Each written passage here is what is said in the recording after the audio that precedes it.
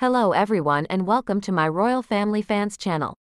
I hope everyone is having a wonderful day. Before we begin, please hit the subscribe button and give this video a thumbs up. Thomas Markle could be taken aback by Meghan's unexpected phone call. Refusing to remain passive, the Sussexes brainstormed numerous strategies to restore their reputation. Following a series of unsuccessful ventures in the media industry, Meghan Markle seems determined to avoid fading into obscurity. The 41-year-old former Suits actress has faced a string of setbacks in recent weeks, including the cancellation of her podcast and negative comments made by a Spotify executive about Prince Harry. Reports have emerged suggesting that the royal couple had produced only 13 hours of content for the streaming platform, raising allegations that they secured a $20 million contract with Spotify through deceitful means. It is also rumored that Taylor Swift declined an offer to appear on Meghan's now-defunct podcast, casting doubt on the couple's ability to maintain their star power and relevance. According to The Telegraph, Meghan personally requested Taylor's participation in a letter, but the singer declined through a representative. However, recent developments indicate that Meghan is already plotting her next moves, as she strives to achieve financial independence after stepping away from the royal family. A source close to her, speaking to a magazine, revealed that Meghan believes she owes it to herself to fight back and succeed, regardless of the cost or challenges she may face. She has assured her inner circle that her new strategy is unstoppable. The insider claims that Meghan is now motivated to prove her detractors wrong and make a triumphant return. She feels cornered and her forthcoming actions will be nothing short of explosive. Meghan and Harry's podcast, Archetypes, which comprised 12 episodes, premiered in August of the previous year. However, recent reports suggest that they faced further disappointment, as their application to trademark the name, Archetypes, was rejected by the U.S. Patent and Trademark Office. The couple had sought exclusive rights to the name for downloadable audio recordings, podcasts, and any content related to the cultural portrayal and challenges faced by women. An expert provides advice in this regard, suggesting that if Meghan were to lay low for a few years, dedicating herself to charity work while occasionally undertaking highlighted projects, she might be able to rehabilitate her image among those who are only vaguely familiar with her controversies. However, it is unlikely that she would choose such a path, as her ego would prevent her from displaying genuine humility.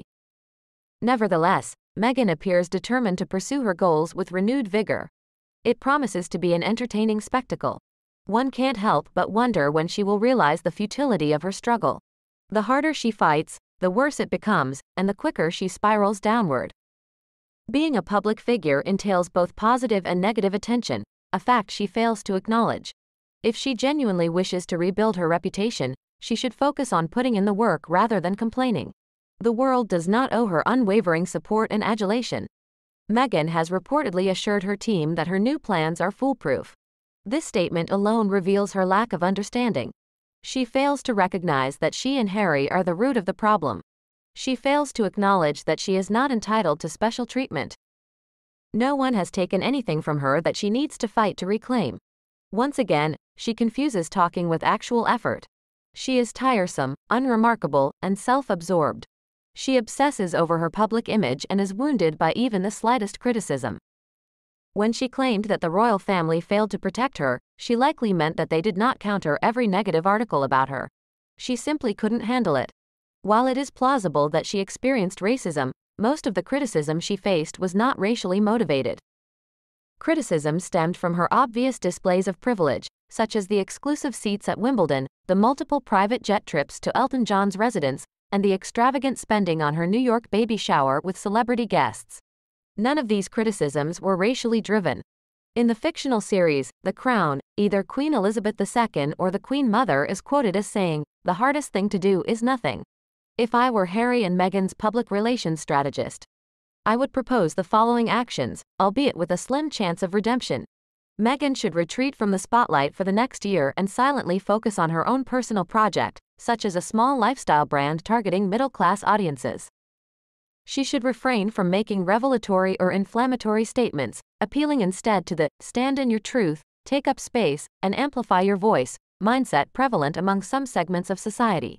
Harry and Meghan should abandon their aspirations of global dominance and concentrate on earning goodwill, without appearing to make a deliberate effort to do so.